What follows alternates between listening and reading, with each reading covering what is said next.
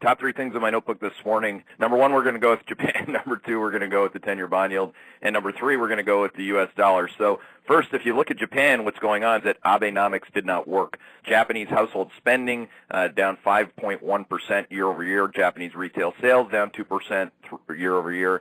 Housing starts down 13% year over year.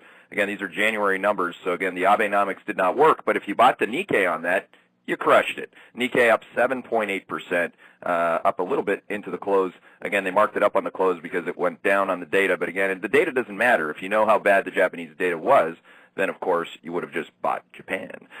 Second point would be the 10-year bond yield. We're just oscillating here between the risk range, which is 184 to 208 on the 10-year bond yield, into the GDP number missing, which is of course what we kept saying every day, into the GDP number. The headline I think says like 2.2 versus 2.6, but it takes the GDP number year over year to 2.4% for 2014. So again, the people who are saying that there was a 3 to 4 to 5% GDP number out there for 2014, it's just mathematically inaccurate, and at a bare minimum, it was being kind of obfuscating of a very basic fact, which is GDP has slowed on a year-over-year basis from the fourth quarter of 2013 when we were bullish on growth to where we got bearish on growth, which was at the beginning of 2014, and again continued to slow into the fourth quarter on a year-over-year basis. If you get the rate of change in U.S. growth right, you tend to get bond yields right. If you get bond yields right, you tend to get the long bond right. Finally, U.S. dollar. U.S. dollar had a huge move to the upside yesterday. It was actually confusing us quite a bit. It'll be interesting to see what happens today. But again, the trend is your friend in the dollar. As you know, we like the dollar. But again, the dollar going up and rates going down is one very simple message: